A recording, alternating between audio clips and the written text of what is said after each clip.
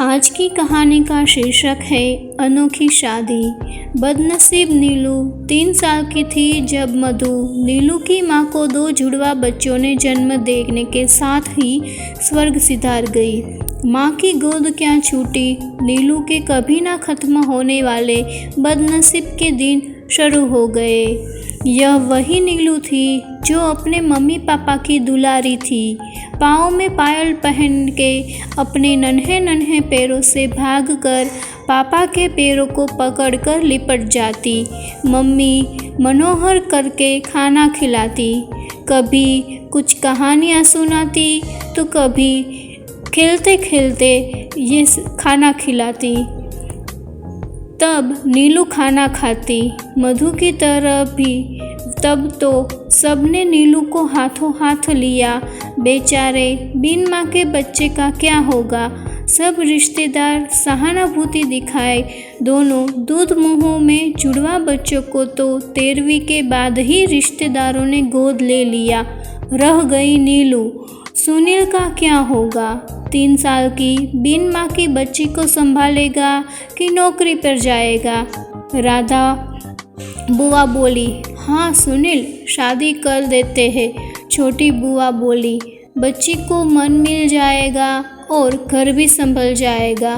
मधु को गए अभी 2 महीने भी नहीं बीते थे और सुनील का दूसरा ब्याह रचा दिया गया। सौम्या नीलू की नई माँ बनकर आ गई। सौम्या की सौम्यता सिर्फ उसके नाम तक ही सीमित थी। नीलू उसे फूटी आँख पाई ना भाती। दूसरी माँ के आते ही पिता भी पराये हो गए। सुनील जितना नीलू को प्यार करता था या उसका ख्याल रखता, सौम्या उतना ही नीलू के साथ बेरहमी से पेश आया करती। इसलिए सुनील ने धीरे धीरे नीलू का पक्ष लेना भी छोड़ दिया। छोटी सी नीलू के सारे काम करवाती, गलती होने पर बुरी तरह पिटाई लगा देती। कहने को तो मनोहर करवा कर मन के प्यार भरे हाथों से खाना खाती थी और कहाँ जो अब चुपचाप खा लेती है। 1 साल बाद ही सौम्या ने भी एक बेटी को जन्म दिया। अब तो नीलू के ऊपर दोहरा काम का बोझ पड़ा। छोटी बहन राजकुमारी की तरह रहती और नीलू रोकनारी बनकर काम करती, ताने सुनती, मार खाती। ऐसे ही समय बीतता गया। छोटी सी नीलू 19 साल की बेहद खूबसूरत युवती बन गई। इसी बीच सुनील, नीलू के पिता की भी हार्ट अटैक से मृत्यु हो गई। लायक हो गई सौतेली माँ के भाई से आक्रांत किसी भयभीत हिरनी सी नीलू की सादगी में लिप्त सुंदरता और सुशीलता को देखकर उसके विवाह के लिए कई अच्छे प्रस्ताव आने लगे। पर सौम्या सोचती कि नीलू का विवाह कर दिया तो घर के काम कौन करेगा, मुफ्त की नौकरानी कहाँ मिलेगी और इसके विवाह में खर्चा कौन करेगा। मुझे मेरी बेटी का भी तो विवाह करना है। क्या करूँ ऐसा कि सांप भी मर जाए और लाठी भी ना टूटे। सौम्या ने सब जगह यह अफवाह फैला दी कि नीलू की कुंडली में दोष है कि यह विवाह होते ही विधवा हो जाएगी। जो इससे विवाह करेगा वह शीघ्र ही मर जाएगा। इस तरह वह अपनी चाल में कामयाब हो गई। धीरे धीरे सारे रिश्तेदारों में यह बात फैल गई और रिश्ते आने बंद हो गए। पर एक दिन एक 70 वर्षीय बूढ़ा आदमी आया और उसने कहा कि वह इन अंधविश्वासी बातों को नहीं मानता और वो नीलू से विवाह करना चाहता है। इस विवाह के बदले वह सौम्या को 5 लाख रुपए भी देगा। लालची सौतेली माँ सौम्या 5 लाख रुपए मिलने की बात सुनकर फूली न समाई और उसने नीलू का रिश्ता उस बूढ़े आदमी से तय कर दिया। नीलू सौतेली माँ के आगे खूब रोई, जिंदगी की मांगी। वह जीवन भर घर के सारे काम करेगी। उसका विवाह उस बूढ़े आदमी से ना कराए, पर सौम्या माँ, मेरा विवाह उस व्यक्ति से मत करो, मैं उसकी बेटी की बराबर हूँ। नीलू रोते हुए सौम्या के पैरों में गिर गई। आप जो भी कहेंगे वो सब मैं करूँगी, पूरी उम्र आपकी सेवा करूँगी, पर मुझे उस बूढ़े आदमी के पल्ले ना बांधो। मुझे उसके साथ विवाह नहीं करना। दूर हो मनहूस कहीं की, जन्मते ही अपनी माँ को खा गई। तेरा मनहूस चेहरा देख देख कर तेरा बाप भी हार्ट अटैक से मर गया। मेरा सुहाग उजड़ कर भी तुझे चैन नहीं आया। वह भला आदमी तुझसे विवाह करके तेरे जैसी मनसूरत को अपने घर में जगह दे रहा है। सिर्फ तुझ पर ही नहीं, हम सब पर भी एहसान कर रहा है। इसके लिए 5 लाख रुपए भी देगा और उसी से तेरी छोटी बहन का धूमधाम से विवाह होगा और मेरी भी बाकी की जिंदगी सुख चैन से बीतेगी। लेकिन तुझे विवाह नहीं करना। अरे भाग्यहीन, अच्छा भाग्य लिख कर आती तो कोई सुंदर युवक जो ले जाता तुझे। न हजारों से विवाह कर, सौभाग्यशाली तो मेरी बेटी है। पर तुझे क्यों खुशी होगी? जलन है तू तो। उसके पैरों पर रख कर रोती हुई बिलखती हुई नीलू को पैरों से ठोकर मारते हुए सौम्या का हृदय जरा भी ना कांपा। अब यह रोना धोना बंद करके काम पीपल की चूड़े लाकर करेगी। महारानी को कोई देव पुरुष चाहिए विवाह करने के लिए। बड़बड़ाती हुई सौम्या वहाँ से चुपचाप चली गई। नीलू अपने आंसू पोंछकर चुपचाप उठी और मन में ही मंथन कर काम करने लग गई। देर रात सौम्या और बहन के सो जाने के बाद नीलू धीरे से उठकर दरवाज़ा खोलकर बाहर निकल जाती है। रोती हुई अपना जन्म देने वाली माँ की तस्वीर को अपने सीने से लगाए सुनी राहों पर उसके कदम रात के नीरव सन्नाटों को चीरते हुए अंजनी मंजनी की ओर बढ़ते जा रहे हैं। ना रास्ते का पता है, ना मंजिल का पता है, ना ठिकाना। दुख की अधिकता इतनी कि जीने की मानो कोई चाह ही नहीं। और दिसंबर की हड्डी जमा देने वाली ठंड में बिना यूं ही कोई स्वेटर पहने वह जा रही थी। नीलू ने देखा सामने आग जलाकर कोई साधु बैठा है और चिमल पी रहा है। वह वहां पहुंचकर एक कोने में बैठ गई। साधु नीलम को देखकर बोला, कौन है बेटी तू? इतनी रात गए ठंड में इस वक्त क्या कर रही है? यहाँ आते हुए तुझे डर नहीं लगा? बाबा, घर से निकली तो मुझे भी नहीं पता था कि मैं कहाँ जा रही हूँ। बस चलती गई जहाँ कदम ले गए और यहाँ श्मशान तक कैसे पहुँच गई यह भी नहीं पता। और बात रही डर की, तो मृत इंसान से ज़्यादा डरावना तो जीवित इंसान होता है जो जीते ही जी मार देते हैं। मैं भी जीवित किंतु मृत समान ही हूँ। सिसकियों के बीच नीलू बोली। बाबा बोले, भरोसा रख, किसी न किसी के साथ अन्याय नहीं होने देता ऊपर वाला। नीलू की दुख भरी कहानी सुनकर, बाबा तू अपनी मर्जी से यहाँ नहीं आई, तू यहाँ लाई गई है। वह सबका मालिक है। मैं एक बाबा हूँ, मेरा कोई एक ठिकाना नहीं है, कभी यहाँ तो कभी वहाँ। मैं तेरा दुख दूर करूँगा, तू चिंता मत कर और उस आदमी से खुशी खुशी विवाह कर जिसे तेरी सौतेली माँ ने पसंद किया है। बाबा, आप क्या बात कर रहे हैं? आप उस आदमी से मेरी शादी करवाना चाहते हैं? नीलू बोली, तू क्यों चिंता करती है बेटी? यह एक जड़ी बूटी रख, विवाह के उपरांत तो अपने पति को खिला देना। यह बड़ी सिद्ध जड़ी बूटी है। इसको खाने के कुछ देर बाद ही इसके प्रभाव से तेरा बूढ़ा पति एक सुदर्शन युवक में बदल जाएगा, उसका यौवन वापस आ जाएगा। किंतु बेटी, इस बात का ध्यान रखना कि अगर वह अन्याय करेगा और अन्याय की ओर बढ़ेगा तो इसका असर खत्म हो जाएगा और वह पुनः वृद्धावस्था को प्राप्त हो जाएगा।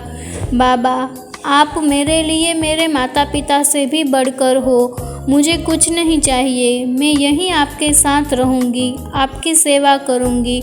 नीलू ने बाबा से जड़ी बूटी लेकर उनके चरण स्पर्श करते हुए कहा, नहीं, मैं तेरा और माया ममता के पार, तुझे अभी जीवित जीना है।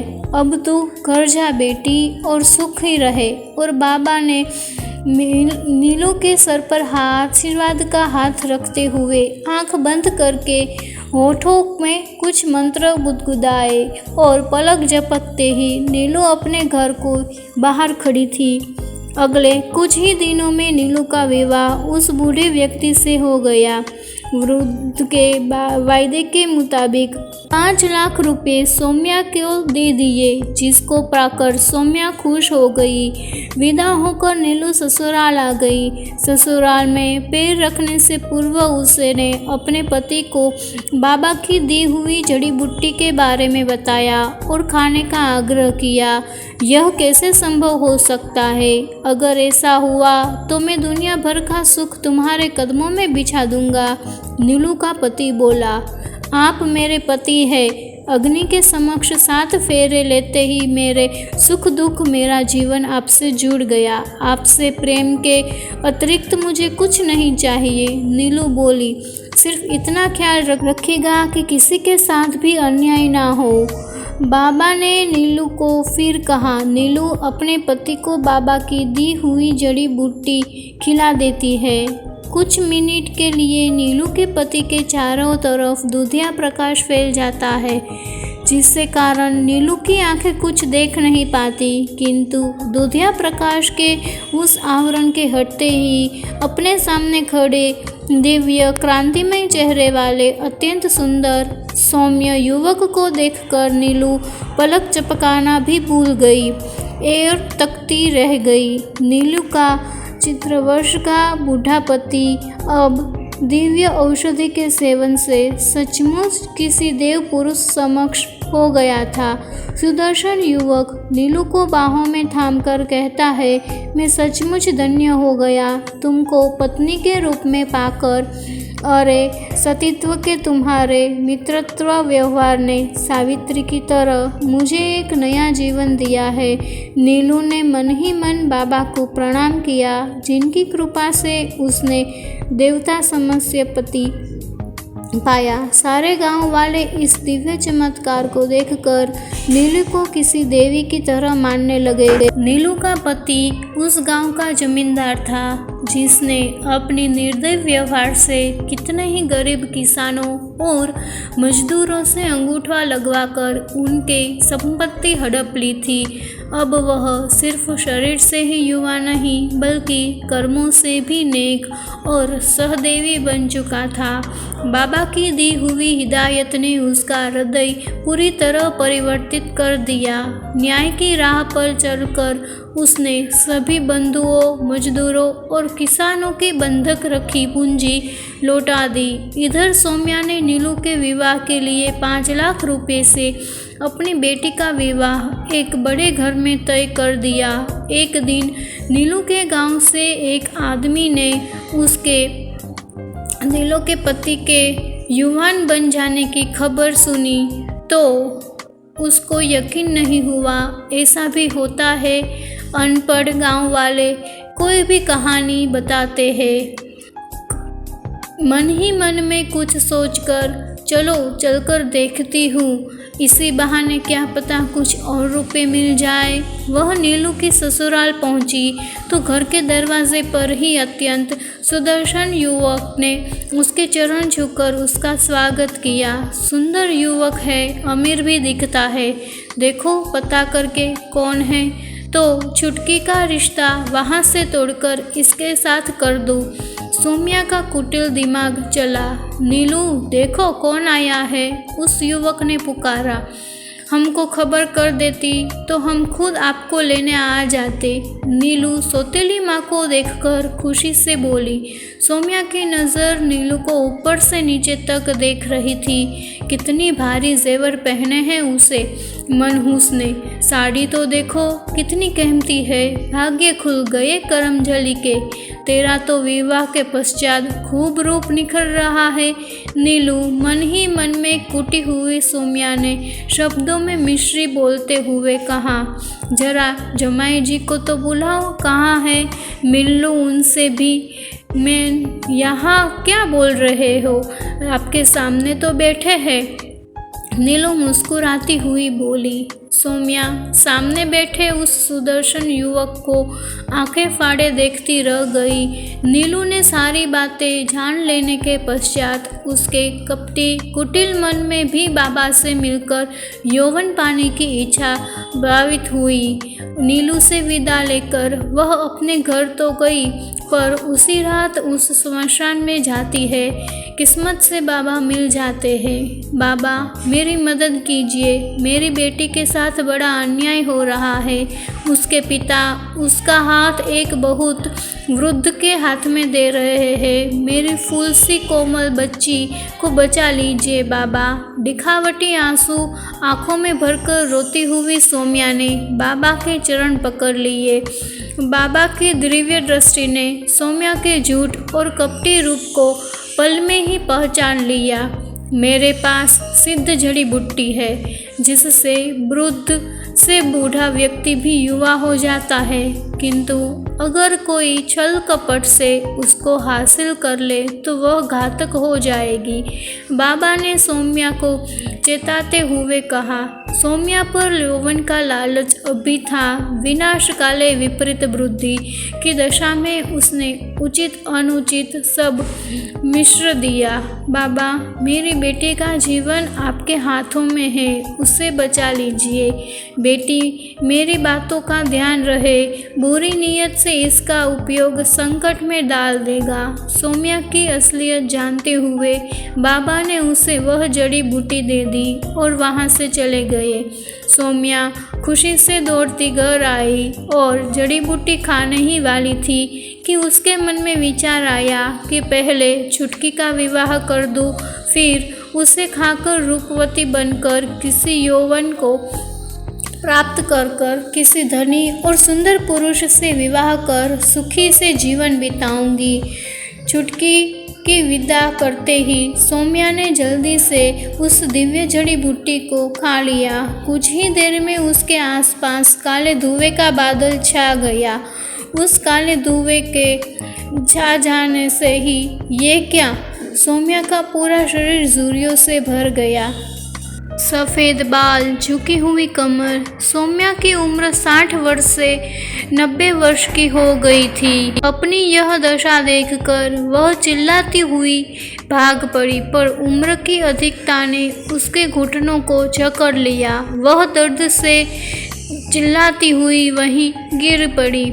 उसकी चीख सुनकर लोग भागकर आए और उसकी यह दशा देखकर हैरान रह गए। कोई मुझे उस स्मशान वाले बाबा के पास ले चलो। बाबा की चेतावनी याद आते ही सौम्या लोगों से गिड़गिड़ती हुई बोली, कोई मेरी बेटी नीलू को बुला दो, मैं उसके साथ बहुत अन्याय किया है। रोती रही सौम्या की अनुमति सुनकर एक व्यक्ति उसको लेकर स्मशान पहुंचा, किंतु बाबा तो वहां से जा चुके थे। नीच कपटी में नीलू के साथ बड़ा कपट किया। बाबा मुझे मेरी गलतियों की सजा मिल गई, मुझे मेरा शरीर लौटा दे। नीलू और छुटकी ने माँ की यह दशा देखकर उनको साथ ले जाने की बहुत कोशिश करी, डॉक्टर को भी दिखाया, किंतु सौम्या अपना मानसिक संतुलन खो चुकी थी। वह बस पागलों के समान मुझे माफ़ कर दो, मुझे मेरा शरीर लौटा दो, यही बड़बड़ाती घर से निकलकर यहाँ से वहाँ उस स्मशान में घुमा करती और फिर अचानक ना जाने कहाँ गायब हो गई। कहते हैं कुछ के बाबा ले गए अपने साथ, तो कुछ का कहना है मरकर उसकी आत्मा वही स्मशान में रहती है आज भी। ये एक काल्पनिक कहानी है। अगर आपको ये कहानी अच्छी लगी हो तो इसे लाइक करें, शेयर करें और ऐसी ही कहानियाँ सुनने के लिए मेरी चैनल को सब्सक्राइब कीजिए।